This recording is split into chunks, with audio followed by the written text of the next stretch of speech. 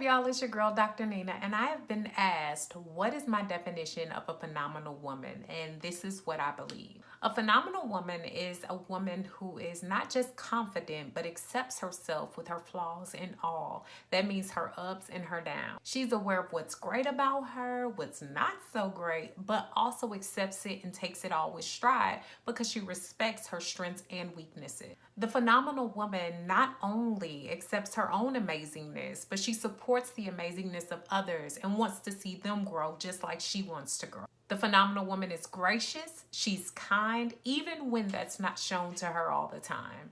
So in the past, I have had relationships that have left me very hard on myself. And I did find that I lost a sense of confidence at times because I would question myself and think something was wrong with me because things didn't always work out. But what I had to realize was, instead of thinking, oh, someone hurt me or they made me feel bad about myself, is that anytime a new person would come along or I was dating or whatever, I tried to have a rule where I didn't allow myself to be down because of what had happened in the past. I also didn't want to pass on any blessings because of the burdens of carrying old things and what people had done to me or what I had done to other people. So I found it best to forgive. And a lot of times forgiveness gave me confidence back in myself because I was able to take hard situations no matter what happened. If I was cheated on, if I was harmed, if someone said something negative about me, I learned that I didn't have to take that in to be true. I took the meat and I left the bones, meaning that whatever feedback I got that could help me, I took it. If it wasn't worth anything, I left it alone. And if I knew it wasn't true, I left it alone. And I knew that sometimes things are said in relationships that tear other people down. And you find that people shy away from relationships or they have certain bad behaviors in relationships because their confidence is low. But I had to find it within myself to work on that and work on being a better me and knowing that I can't control other people or what they choose to do, but I can control what I do.